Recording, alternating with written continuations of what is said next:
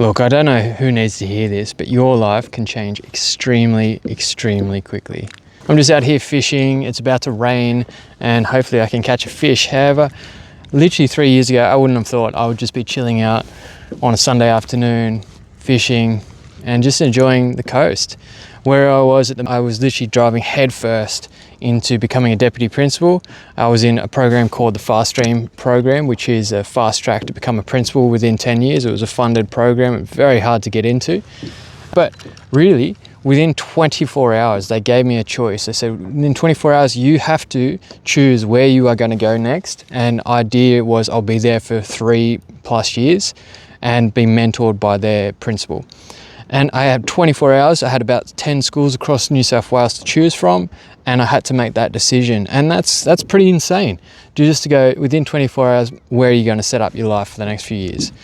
So I just wanted to reflect on this as I just sit here just trying to go for a fish, because it's one of those things. It's a lesson that we all struggle to learn, but sometimes we just need to hear it from a different perspective. And personally, I need to hear it as well, because even though I'm in paradise, yes, it's overcast right now, but this is usually like turquoise water. There's usually a ton of fish and fun, and I get to do some amazing work as a deputy principal, get to lead AI innovation, technology innovation, personal growth, all these kind of amazing things, and contribute to people's lives. You can get caught up with what's next, what am I doing now, this isn't enough, this isn't what I sort of dreamt it to be, and regardless of the reality you're sitting on, we are meaning-making machines. I'll say that again. We make meaning from our thoughts. So from what we bring in, we make meaning of it. Something comes in, and we see this as good or we see it as bad, and we make that decision super, super quick. So you might be just chilling out. You might be sitting, doom scrolling, and you're just going, oh, I'm so far behind. I don't know what I'm going to do next. I'm not enough. I haven't achieved enough. But that is a focus that you're putting on. Remember, where we focus, our energy will flow that direction. Tony Robbins says it way better than I could ever say it, which is where your focus goes, your energy flows. And ultimately, if we focus on not having enough, then we feel like we're not enough. But if we focus on the gratitude of life, of like doing amazing things like this, yeah, awesome. You're gonna love it. You're gonna have a brilliant time more so. But there comes a time when we need to sort of figure out, what are we doing? There's a podcast I was listening to recently by Alex Hormozi, and he says, stop following your passion. Because his argument was basically, passion comes after mastery. You only get passionate about doing something through contribution, through developing the skill, through showing up and doing it. Because he gave the analogy of running a marathon. Now, personally, I've run multiple marathons, and I can reflect 100% accurate. You get the kudos, you get the initial kudos of, hey, look, I've just signed up for a marathon. Oh, fantastic. Have you ever run one before? No, it's going to be cool. Yeah, good on you, man. Like, well done. 2, you go to the marathon and you start running. In that first kilometer, everyone's cheering, everyone's hyped. But then you hit a period where it's literally the 40 or 39 Ks within in the middle. And this would be called the lonely chapter. We can talk about that in business, in personal life, in relationships. Doesn't matter. There's a lonely chapter where it's the monotonous, hard daily grind of doing what you are doing with no one giving you any accolade, no external validation for you doing a good job. You are just in it, you're grinding, and you are getting to the end goal. And this is something top of mind at the moment, of the lonely chapter, because like I said, within 24 hours I was posted at this position, and I'm super, super grateful. And then the real work happened. And then I started working and doing the job. And you think that by achieving a lot, you would get a lot. But in reality, it doesn't really work that way.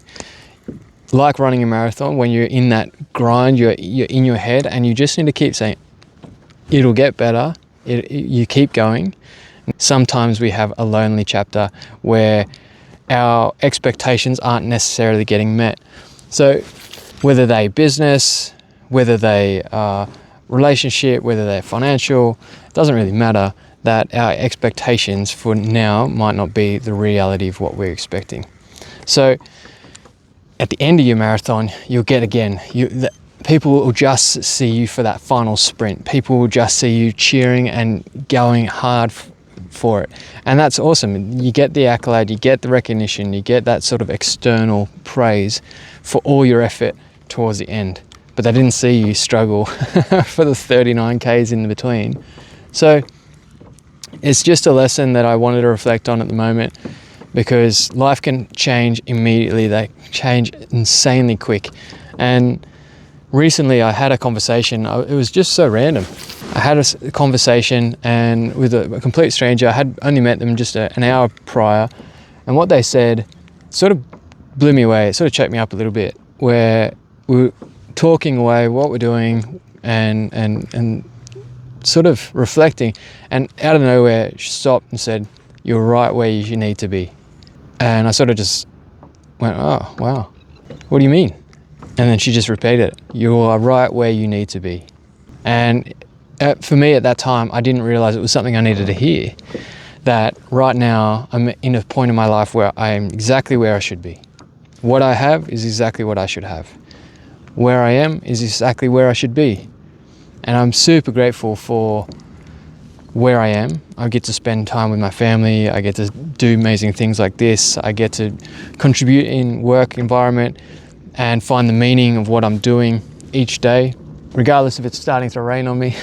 But that phrase, "you're exactly where you need to be," sort of stuck with me. And whether this gets to anybody else, this, as I said, is a personal reflection, but your life can change in a matter of seconds, a matter of minutes, but it comes from where you put your focus, where you put your expectations. And we don't want to confuse patience with expecting the inevitable, but we want to just sort of focus on what have we got now rather than what we don't have. We always focus on the things that we don't have, the wealth we don't have, the love we don't have, the fitness we don't have, then we're always going to feel like we're not enough. So it's that idea that you focus on what you have, not what you don't, and that life was happening for you and not to you. You can always change, but the reality is what you make it. So my battery's about to die. I'm going to leave it there, remembering effort equals results. I believe that through and through. You put the effort in, you get the result, even if it's uncomfortable, and your life can change in a matter of minutes. You've just got to be open to what is next. Hope you've enjoyed this one. If you have, hit us a like, send us a subscribe, or make a comment. Doesn't really matter. I'm going to get back to fishing. Enjoy the rest of your day. I'll see you in the next one.